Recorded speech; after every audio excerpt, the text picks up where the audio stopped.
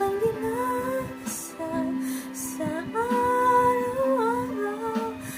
Akin ka na lang, akin ka na lang, at maghihintay hanggang